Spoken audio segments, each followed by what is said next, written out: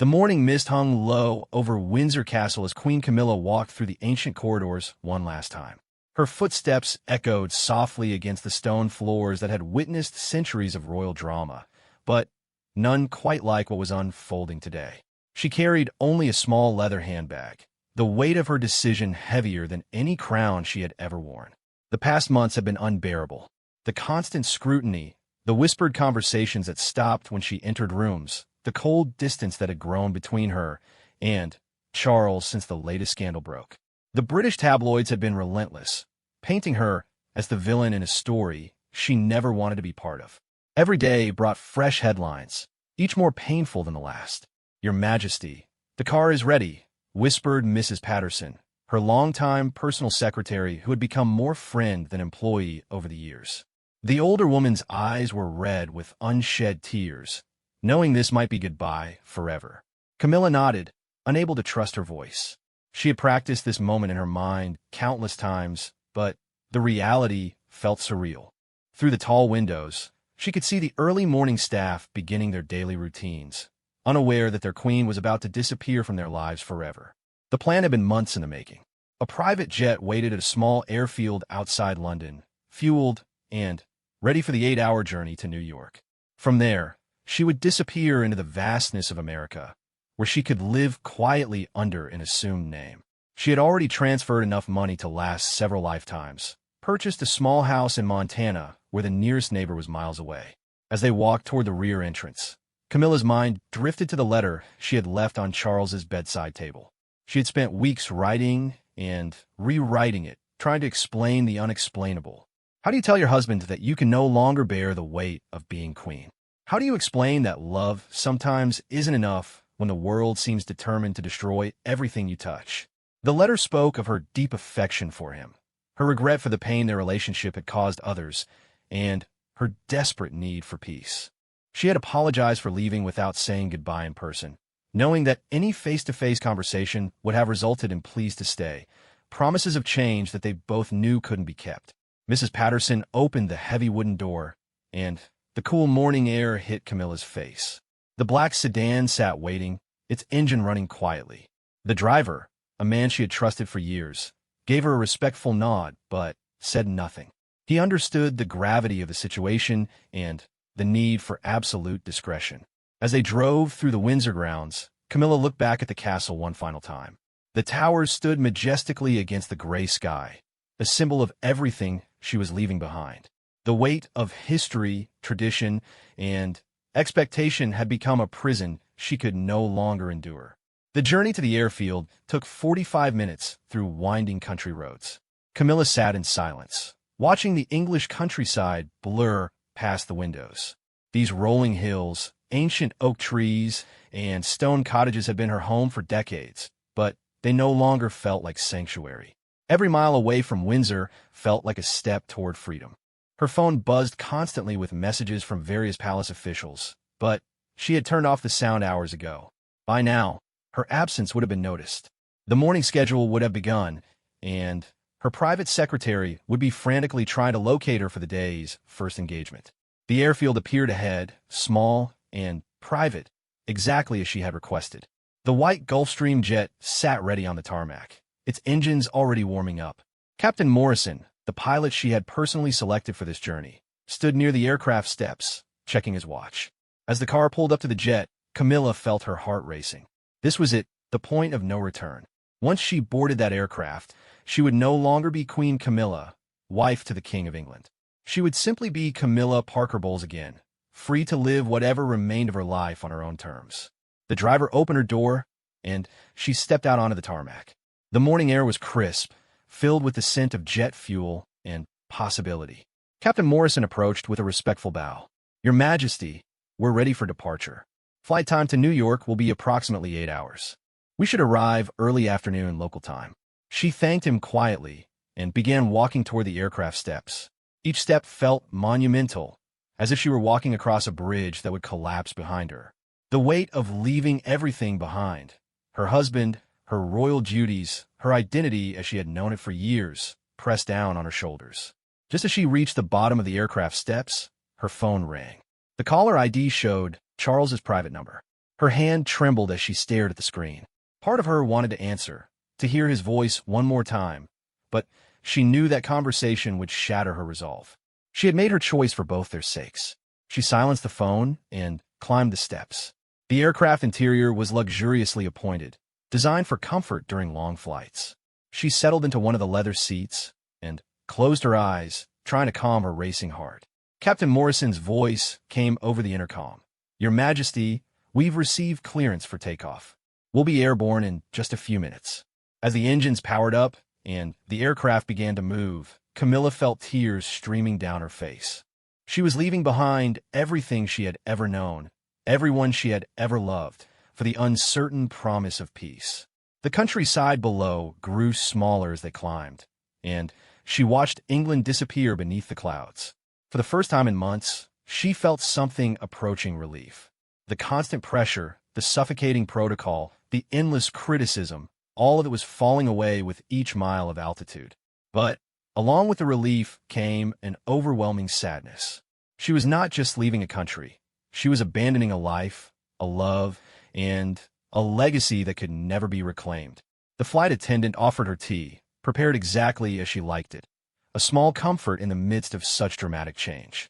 As she sipped the familiar blend, she thought about the new life waiting for her in America. No more royal engagements, no more carefully scripted appearances, no more walking on eggshells to avoid the next scandal. She would miss many things about her royal life.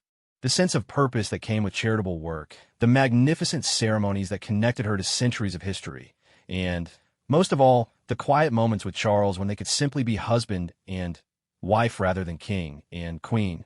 But those moments had become increasingly rare.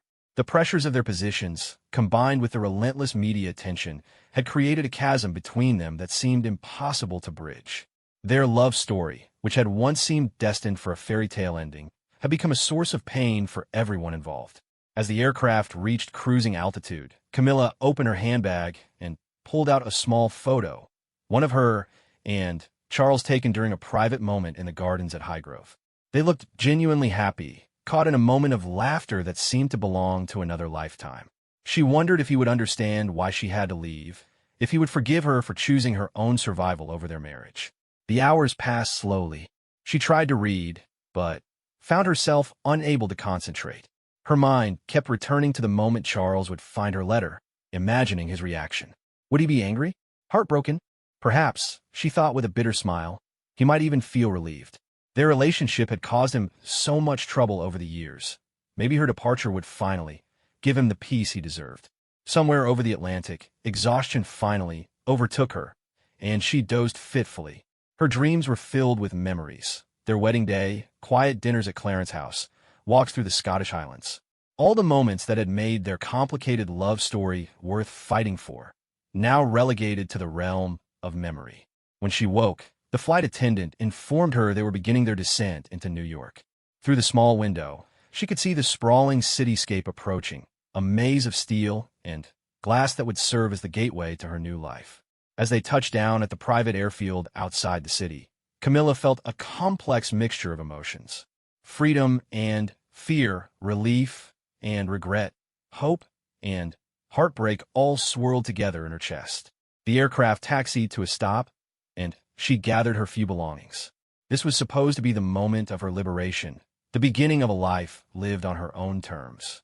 But as she prepared to step off the plane and into anonymity, she couldn't shake the feeling that she was making the biggest mistake of her life. The door opened, and American officials waited to process her entry into the country. She had all the necessary documentation, carefully prepared months in advance. As far as anyone knew, she was simply a private citizen seeking a quiet retirement in the American countryside. But even as she prepared to step into this new identity, part of her heart remained 3,000 miles away in a castle, where a king was likely just discovering that his queen had vanished into the morning mist, leaving only a letter and a lifetime of complicated love behind. King Charles woke that morning to an empty bed and an ominous silence that immediately set his nerves on edge.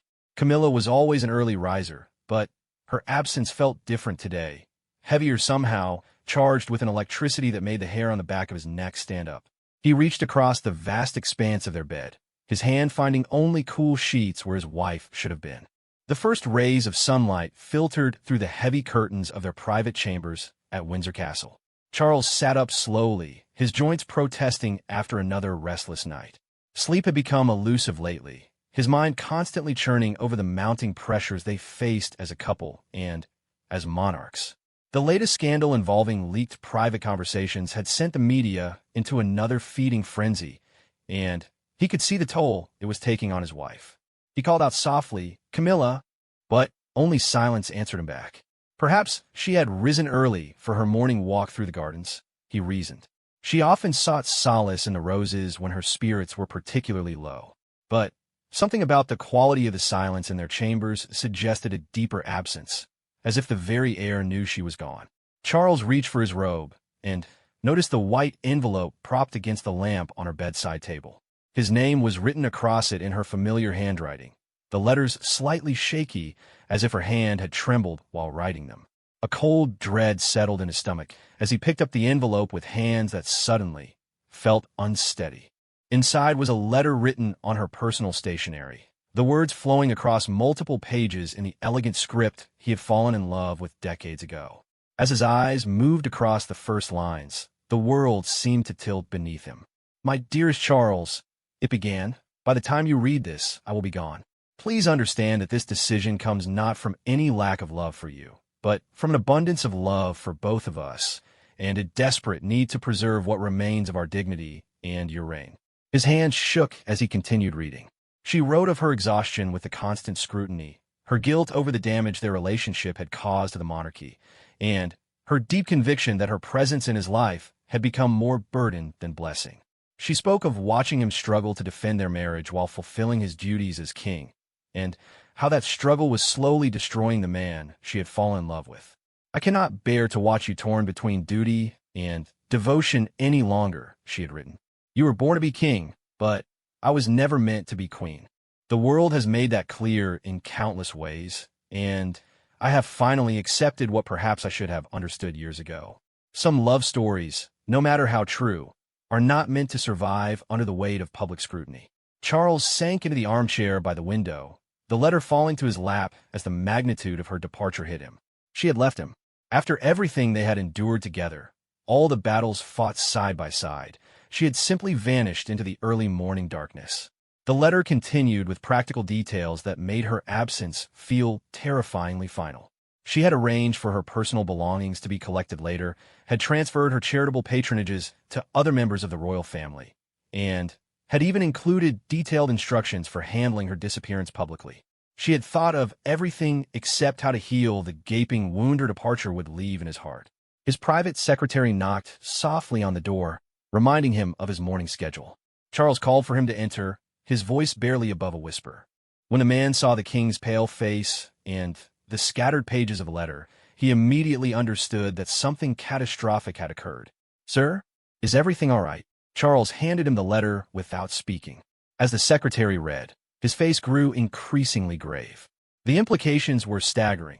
A queen disappearing without explanation would create a constitutional crisis unlike anything the monarchy had faced in modern times. "Sir, we need to locate Her Majesty immediately. Have you tried calling her directly?" Charles nodded numbly. "It goes straight to voicemail. She's planned this carefully, Geoffrey. She's really gone." Within an hour, Windsor Castle buzzed with controlled panic. Senior royal protection officers huddled in tense conversations. Palace communications staff prepared carefully worded statements about the Queen's sudden illness, and members of the Privy Council were summoned for emergency meetings. Detective Chief Inspector Sarah Williams, head of the Royal Protection Unit, sat across from Charles in his private study. A woman in her 50s with steel-gray hair and intelligent brown eyes, she had devoted her career to protecting the royal family and had never faced a situation quite like this. "Your Majesty, we've traced Her Majesty's movements to approximately 6 this morning. Security cameras show her leaving through the east entrance with Mrs. Patterson. A car was waiting, but the license plate was obscured. We're checking all private airfields within a 100-mile radius." Charles listened with growing dread. Each detail confirmed what the letter had already told him. This was not an impulsive decision, but a carefully orchestrated escape. His wife had spent months planning to leave him, and He had been completely blind to her preparations. "Find her," he said quietly, his voice carrying all the authority of centuries of monarchy. "Whatever it takes, wherever she's gone, bring her home." DCI Williams nodded professionally, but Charles could see the doubt in her eyes. If Camilla had planned this escape as thoroughly as it appeared, she would already be far beyond easy reach. The morning proceeded in a surreal blur of urgent phone calls and hastily convened meetings. Charles mechanically performed his royal duties while his personal world crumbled around him. He met with foreign ambassadors while his wife flew to freedom somewhere above the Atlantic. He reviewed state papers while his heart broke piece by piece. By noon, DCI Williams returned with news that confirmed his worst fears. "Sir, we've located the departure point, a private airfield in Berkshire. The aircraft filed a flight plan for New York and departed at 7:45 this morning. The plane is registered to a shell company, but we believe Her Majesty is aboard." Charles felt the blood drain from his face. America. She had fled to America, the one place where British authority held no sway, where even a king's desperate pleas would fall on deaf ears. "Can we contact the aircraft directly?" "We've tried, sir, but they're not responding to our attempts at communication. The aircraft is currently over the Atlantic, approximately 3 hours from landing in New York." The afternoon stretched endlessly as Charles wrestled with emotions he had never expected to feel. Abandonment, betrayal, and underneath it all, a deep understanding of why she had left. The pressures they faced as a couple were inhuman. The constant criticism, the impossible standards, the way their every gesture was dissected and judged by a world that seemed determined to find them wanting. He thought back over recent months, searching for signs he had missed. Her increasing reluctance to appear at public events, the way she had grown quieter during their private conversations, the sadness that had settled behind her eyes like a permanent shadow. He had attributed it all to the stress of their positions, never imagining she was planning her escape. As evening approached, Charles stood at the same window where she had probably looked out during her final hours at Windsor. The gardens were beginning their autumn transformation, the roses she loved so dearly preparing for their winter rest. He wondered if she had said goodbye to them in her heart, knowing she would never see them bloom again. DCI Williams interrupted his brooding with another update. "Sir, we've confirmed that the aircraft landed safely in New York approximately an hour ago. However, Her Majesty disembarked and immediately transferred to another private aircraft. We're still trying to track its destination." Charles closed his eyes, feeling hope slip away like sand through his fingers. She was disappearing layer by layer, aircraft by aircraft, until she would be impossible to find. By the time they tracked this second flight, she would likely be on a third, then a fourth, creating a trail so complex that even the most sophisticated intelligence services would struggle to follow. That evening, as news of the Queen's sudden illness began to circulate in the media, Charles sat alone in their private chambers, surrounded by reminders of their life together. Her jewelry box still sat on the dressing table. Her books remained on the nightstand. Her favorite teacup waited in the kitchen for a morning tea that would never come. He read her letter again, trying to find hope between the lines, some hint that her departure might not be permanent. But her words were final, written with the certainty of someone who had made peace with an impossible decision. The worst part was understanding her reasoning. She was right. Their love story had become a liability to the monarchy. Every day brought fresh criticism, new scandals manufactured from innocent moments, constant speculation about the legitimacy of their marriage. She had become convinced that her presence was damaging the institution he had sworn to protect. As midnight approached, and no further word came about her whereabouts, Charles began to accept the unthinkable. His wife was truly gone, vanished into the vastness of a foreign country where even a king's love could not reach her. The letter remained on his bedside table, a testament to a love that had survived scandal and time, but could not withstand the crushing weight of a crown. He picked up his phone one more time, dialing her number though he knew it was futile. The voicemail message that played was still in her voice, warm and familiar. "Hello, you've reached Camilla. I'm unable to take your call right now, but please leave a message and I'll get back to you soon." The cruel irony of that automatic promise, that she would get back to him soon, brought tears to his eyes for the first time that day. She would not be getting back to him soon. Perhaps she would never get back to him at all. Lieutenant Colonel James Harrison had served the crown for 23 years, but He had never received orders quite like the ones that reach him at 3 in the morning. His secure phone rang in his modest flat in Aldershot, jolting him from deep sleep with its urgent tone.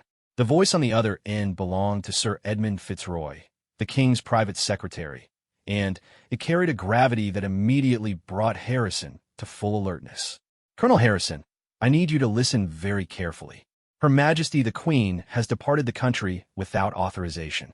We have reason to believe she's aboard a private aircraft that landed in New York approximately 6 hours ago.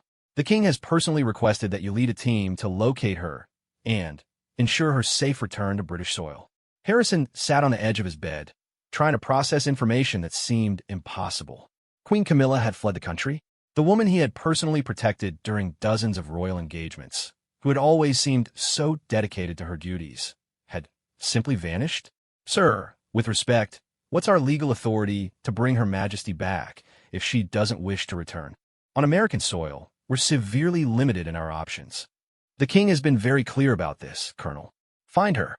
Use whatever resources are necessary, but find her and convince her to come home. We'll worry about the legal complexities once we have her location." Within 2 hours, Harrison was aboard a Royal Air Force transport aircraft bound for New York, accompanied by a small team of elite close protection officers. As they flew through the night, he studied intelligence reports that painted a picture of careful planning and determined escape. The trail led from the initial flight to JFK Airport, where Camilla had transferred to a smaller aircraft registered to a Wyoming-based company. From there, the trail went cold. American air traffic control records showed the second aircraft had filed a flight plan for Denver, but it had made an unscheduled stop in Chicago and then seemed to disappear from radar coverage. Harrison understood the complexity of what they were attempting.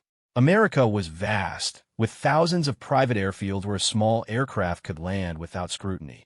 If Camilla had planned this escape as thoroughly as it appeared, she could be anywhere from Alaska to Florida by now, using false identification and cash to stay off any digital trail.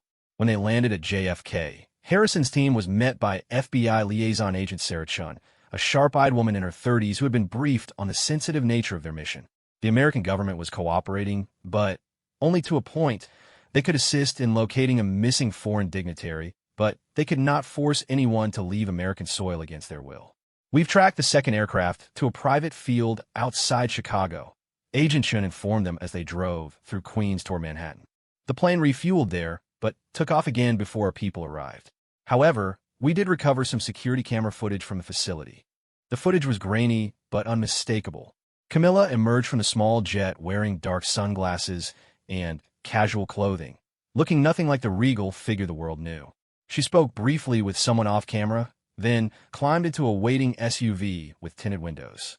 The vehicle's license plates were obscured, and it disappeared into Chicago traffic without a trace. Harrison felt a grudging admiration for the thoroughness of her escape plan. Every detail had been considered, every potential tracking method anticipated and countered. This was not the work of someone acting on impulse. This was the careful execution of a plan months in the making. Their investigation led them to downtown Chicago, where Harrison's team worked with local FBI agents to review traffic camera footage and credit card records. They discovered that the SUV had driven to Union Station, Chicago's main rail terminal, where the trail once again went cold. She could be on any train heading in any direction, Agent Chun explained as they stood in the vast terminal, watching travelers hurry past. Amtrak services from Chicago reach virtually every corner of the country. Without knowing her assumed identity, we're looking for a needle in a haystack. Harrison stared at the departure board, feeling frustration mount. Los Angeles, Seattle, New Orleans, Miami, dozens of destinations scattered across a continent. Each train that had departed since her arrival represented another possible escape route, another thread in an increasingly complex web. But Harrison had not risen to his position by accepting defeat easily. He gathered his team in a small conference room at the FBI Chicago field office and laid out a new strategy. "We're thinking too literally," he told them. "We're following her physical trail, but we should be thinking about her emotional state. Where would someone in her position go to find peace and anonymity?" They spent hours analyzing psychological profiles and studying Camilla's personal history for clues. She had always expressed fondness for the American West, often speaking admiringly of the open spaces and rugged independence of places like Montana and Wyoming. Her charitable work had included support for veterans and rural communities, suggesting an affinity for quieter, less populated areas. She's not hiding in New York or Los Angeles, Harrison concluded. She's gone somewhere she can disappear completely, somewhere she can live quietly without recognition. This theory led them to focus on transportation records heading west. After painstaking analysis of passenger manifests, they found a promising lead. A woman matching Camilla's general description had purchased a ticket on the California Zephyr, a train route that traveled from Chicago to San Francisco with stops in Denver, Salt Lake City, and other western cities.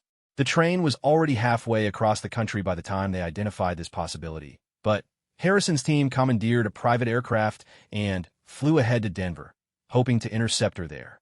As they waited at Union Station in Denver, Harrison felt the weight of his mission pressing down on him. The king had been very clear about the importance of bringing Camilla home, but Harrison also understood the human dimension of what they were dealing with. He had seen enough of royal life to understand the pressures that might drive someone to desperate measures. The constant scrutiny, the impossible standards, the way every human moment became political theater. It was a life that would break most people.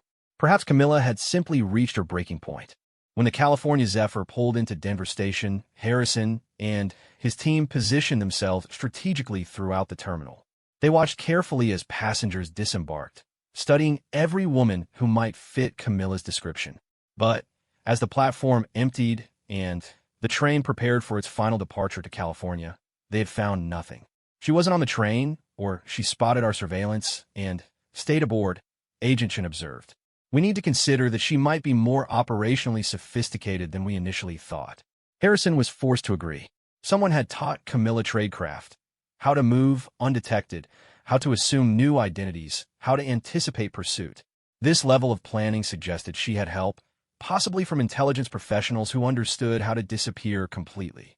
They returned to their aircraft and continued west, following the train route toward California, while trying to identify any other possible destinations. As they flew over the vast American landscape, endless prairies, towering mountains, sprawling cities connected by ribbons of highway, Harrison began to appreciate the true scope of their challenge. America was not just large. It was overwhelmingly vast, with countless places where someone could disappear forever. Small towns where strangers were welcome, but not questioned too closely. Rural communities where cash was still king and official identification was rarely required.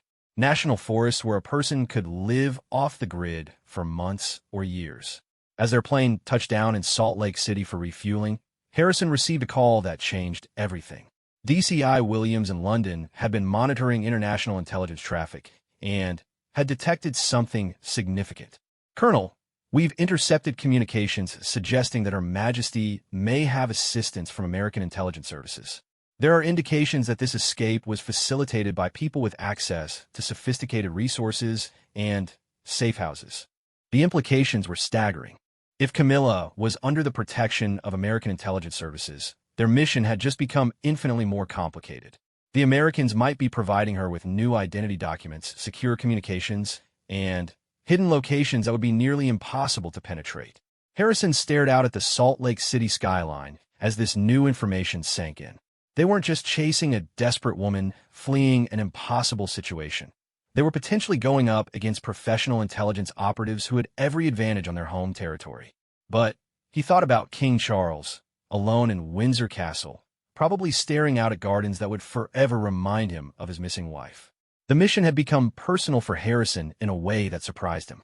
He had served the royal family for decades, but he had never seen such raw pain in a monarch's eyes. "We continue west," he told his team as they reboard their aircraft. "Whatever resources she has, wherever she's hidden, we find her. The king is counting on us, and we don't abandon our missions."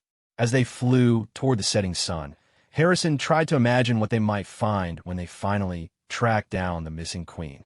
Would she come willingly, or would she fight to preserve the freedom she had sacrificed everything to achieve? And, perhaps most importantly, what would they do if she absolutely refused to return to a life that had become unbearable?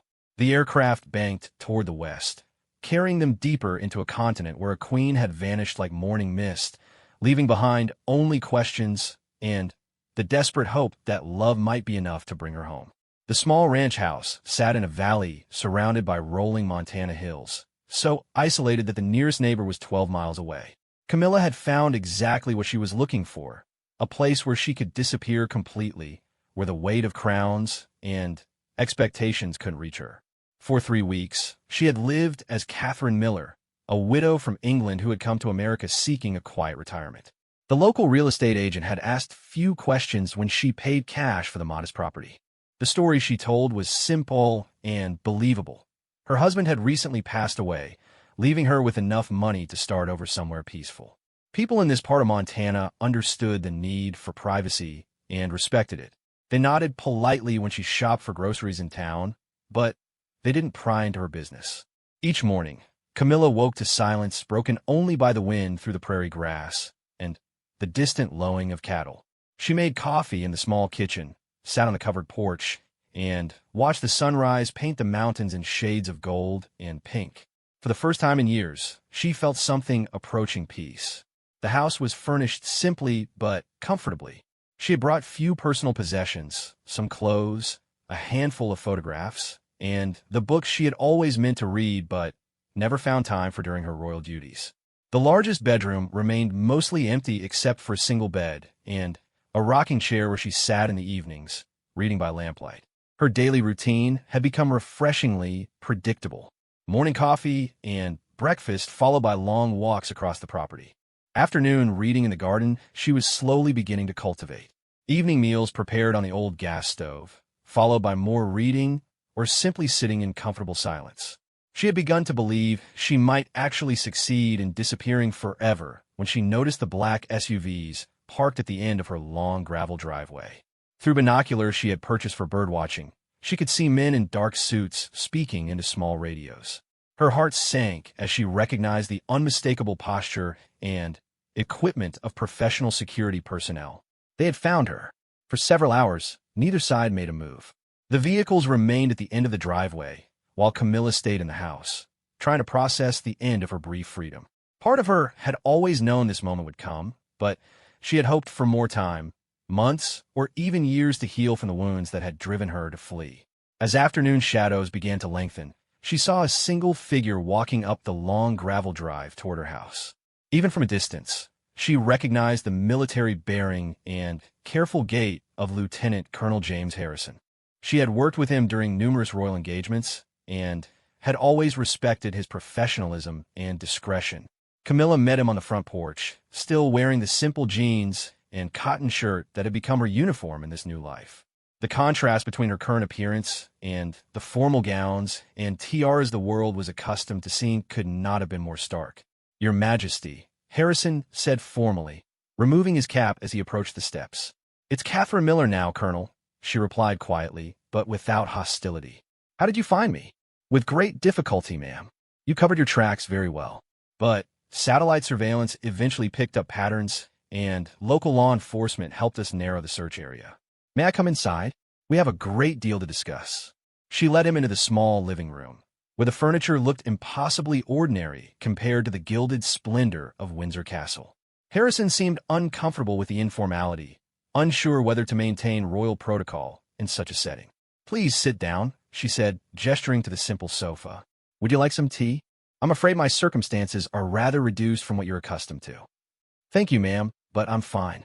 I've come on behalf of His Majesty to request your immediate return to Britain. The situation at home has become quite serious." Camilla sat in the rocking chair, studying Harrison's face for clues about what awaited her back in England. "How serious, Colonel? Are there constitutional problems?" "The palace has managed to maintain the fiction that you're suffering from a serious illness, but that explanation won't hold indefinitely. More importantly, His Majesty is deeply concerned about your welfare. He's asked me to convey his personal message that whatever differences you may have can be resolved, but only if you come home." She was quiet for a long moment, gazing out the window at the vast Montana landscape that had become her sanctuary. "And if I refuse? What are your orders in that circumstance?" Harrison shifted uncomfortably. "Ma'am, I hope it doesn't come to that. But I am authorized to use all necessary measures to ensure your safe return." The threat hung in the air between them, unspoken but clearly understood. She could return willingly as Queen Camilla, or she could be taken forcibly as a prisoner of her own crown. "All necessary measures," she repeated slowly. "Tell me, Colonel, what do you think about a woman who runs away from her marriage and her duty? I'm genuinely curious about your professional assessment." Harrison considered his words carefully. "Ma'am, I've served the royal family for over 2 decades. I've seen the pressures you face, the impossible standards, the way every human moment becomes public property. I think you're someone who reached a breaking point and made a desperate choice to survive." His honesty surprised her. She had expected formal disapproval, not this careful empathy. "But," she prompted, "but I also think you underestimate how much your presence means to His Majesty. I've never seen him as devastated as he's been these past 3 weeks. Whatever drove you to leave, he believes it can be fixed if you'll give him the chance." Camilla stood and walked to the window, looking out at the peaceful landscape that had offered her such refuge. "Do you know what I've been doing here, Colonel? I've been learning how to breathe again. For the first time in years, I wake up without dread in my stomach. I eat meals without wondering how they'll be criticized in tomorrow's papers. I take walks without calculating how every step will be interpreted by a hostile press." She turned back to face him. "Charles is a good man, and I love him dearly. But our love story has become toxic to the very institution he was born to protect. My presence in his life creates scandal and controversy that weakens the monarchy with each passing day. Ma'am, with respect, shouldn't His Majesty be the one to make that decision? Shouldn't he have a voice in what's best for his own marriage and his own reign?" The question cut deeper than Harrison probably intended. Camilla had wrestled with this exact issue during her long nights of planning her escape. By leaving without consultation, she had denied Charles the chance to fight for their marriage, to seek solutions she couldn't see. "He would never let me go," she said quietly. "His sense of duty, his love for me, his stubborn refusal to accept defeat, he would have fought this decision until it destroyed us both. Sometimes love means making the hard choice alone. And sometimes," Harrison replied gently, "love means trusting the other person enough to face impossible problems together." They sat in silence for several minutes, the weight of the decision pressing down on them both. Outside, the sun was beginning to set, painting the sky in brilliant oranges and purples. It might be the last sunset she would see as a free woman. Finally, Camilla spoke. "What guarantees can you offer me, Colonel? If I return, will anything actually change, or will we simply resume the same cycle of scandal and suffering that drove me to leave?" Harrison reached into his jacket and pulled out a sealed envelope bearing the royal crest. "His Majesty asked me to give you this if you raise that question. He spent the past 3 weeks working with the palace staff to implement significant changes to how royal marriages are handled by the press and the public." She opened the letter with trembling hands. Charles's familiar handwriting covered several pages, outlining specific reforms, new media protocols that would protect their private moments, a restructuring of their public duties to reduce joint appearances that had become flashpoints for criticism, and, most importantly, a commitment to regular private retreats where they could simply be husband and wife without royal obligations. "He's thought of everything," she murmured, reading through the proposed changes. New security arrangements, revised staff protocols, even a different approach to charitable engagements. "He's had 3 weeks to think about nothing else, ma'am. And he's had to face the possibility that changes might come too late to bring you home." Camilla folded the letter carefully, her heart torn between the peace she had found in Montana and the life she had abandoned in England. The sun disappeared behind the mountains, and darkness began to settle over the valley. "I need time to consider this, Colonel. Can you give me until morning?" Harrison nodded. "Of course, ma'am. But I should mention that there's significant pressure from London for a quick resolution. The longer this situation continues, the more difficult it becomes to manage." After Harrison left, Camilla sat alone in the gathering darkness, surrounded by the silence that had become such a comfort. The choice before her was impossible: return to a life that had nearly broken her, or fight to preserve the freedom she had risked everything to achieve. She thought about Charles, alone in their chambers at Windsor, probably staring out at the gardens they had walked together so many times. She thought about the monarchy, the institution they had both sworn to serve and protect. And she thought about the woman she had become in these 3 weeks of freedom, stronger perhaps, but also deeply lonely. As midnight approached, she made her decision. Dawn broke gray and overcast across the Montana Valley, matching the heaviness in Camilla's heart as she made her final preparations.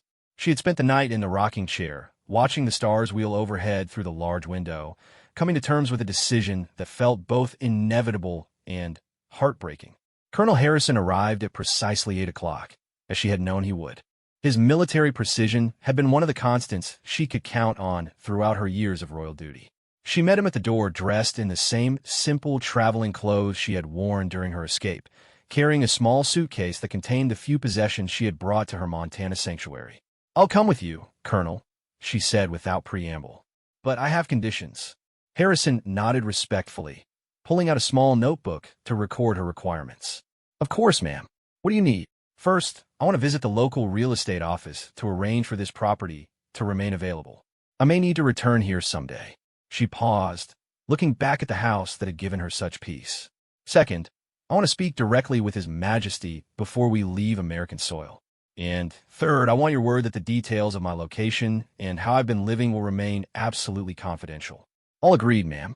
The aircraft is standing by at a private airfield about 2 hours from here. We can arrange the call to His Majesty during the drive." As they loaded her modest belongings into Harrison's vehicle, Camilla took one last look around the property that had briefly been her refuge. The small garden where she had planted herbs was just beginning to take root. The chair on the porch where she had spent so many peaceful mornings sat empty, waiting for an occupant who would never return. The drive to the airfield took them through the heart of Montana's ranch country. Camilla watched the vast landscape roll past, trying to memorize details that would have to sustain her through whatever lay ahead. The freedom represented by those endless open spaces would soon be just a memory, replaced by the gilded cage of royal duty. Halfway to the airfield, Harrison handed her a secure satellite phone. "His Majesty is standing by, ma'am." Her hands trembled slightly as she accepted the device. For 3 weeks, she had imagined this conversation, rehearsed what she might say, but now that the moment had arrived, words seemed inadequate. "Camilla." Charles's voice was hoarse, strained with exhaustion and emotion. "My darling, are you all right?" The familiar warmth of his tone nearly broke her resolve. "I'm fine, Charles. I'm safe, and I'm coming home." She heard him exhale shakily on the other end of the connection. "Thank God. I was so afraid. I thought I might never hear your voice again." "I'm sorry," she whispered, tears beginning to flow despite her attempts to remain composed. "I'm so sorry for leaving the way I did, for the pain I've caused you. None of that matters now. What matters is that you're safe and you're coming home to me. Whatever drove you to leave, we'll fix it together. I promise you, things will be different." They talked for nearly an hour as the vehicle carried them across the Montana landscape. Charles shared details of the changes he had been implementing, the new protocols designed to protect their private life from public scrutiny. He spoke of his meetings with media executives, legal consultations about privacy rights, and conversations with senior royals about restructuring their official duties. "I've realized that I failed you," he said quietly. "I was so focused on defending our marriage publicly that I forgot to protect it privately. I let the demands of the crown overwhelm the needs of the woman I love." "You didn't fail me, Charles. I failed myself by running away instead of fighting alongside you. But I couldn't see any other way to stop the damage our relationship was causing to the monarchy. The monarchy exists to serve the people, not the other way around. And I'm no good to anyone as king if I can't protect the woman I love. When you disappeared, I finally understood what truly matters." By the time they reached the airfield, Camilla felt a cautious hope beginning to bloom in her chest. The changes Charles described were substantial and specific, not vague promises, but concrete reforms that might actually make their life together bearable again. The Royal Air Force aircraft waiting on the tarmac looked imposingly official after weeks of anonymity. As she walked up the steps, Camilla felt the weight of her royal identity settling back onto her shoulders. She was no longer Catherine Miller, quiet widow seeking peace in the American West. She was once again Queen Camilla, with all the obligations and scrutiny that title entailed. The flight back to London was a study in contrasts. The aircraft's luxurious appointments, mahogany paneling, fine leather seats, crystal glasses, stood in stark opposition to the simple furnishings of the Montana ranch house. Harrison briefed her on the official explanation for her absence: a severe case of pneumonia that had required complete rest and isolation from royal duties. The palace medical bulletins have been carefully managed, he explained. Your recovery will be described as slow but steady, requiring a gradual return to public engagements. This should give you time to readjust without immediate pressure for full royal duties.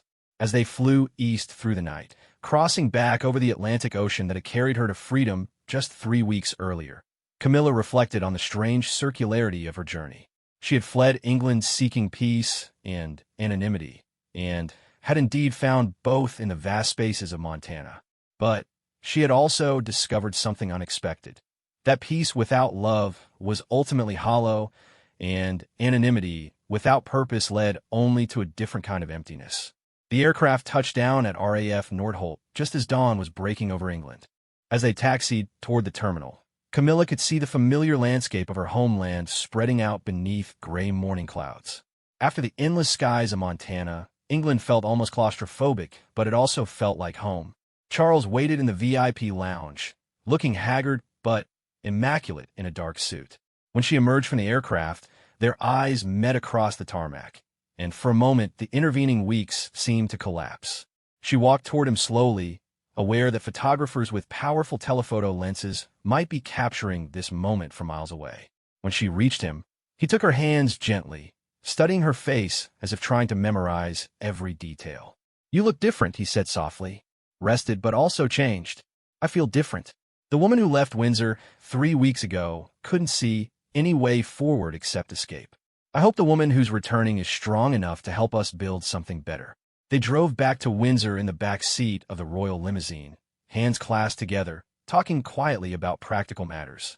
The return to official duties will be gradual. The new protocols would be implemented immediately. Most importantly, they would spend time together away from official obligations, remembering how to simply be husband and wife. As Windsor Castle came into view, its familiar towers rising against the morning sky, Camilla felt a complex mixture of emotions. Relief at being reunited with Charles, anxiety about returning to the pressures that had driven her away, hope that the changes he promised might actually work. There's something I need you to know, she told him as they passed through the castle gates. The woman who fled to Montana discovered something important about herself. I'm stronger than I thought, more capable of surviving on my own than I ever imagined. If we're going to make this work, it has to be because we choose to, not because we have no other options. Charles nodded, understanding the importance of her words. I wouldn't have it any other way. You've proven that you don't need the crown, or even me, to survive. That makes your choice to return all the more precious. As they walked together through the familiar corridors of Windsor Castle, Camilla realized that her journey to Montana had not been a failure or a momentary madness, but a necessary step in the evolution of their relationship. She had needed to leave in order to return as an equal partner, not a dependent spouse.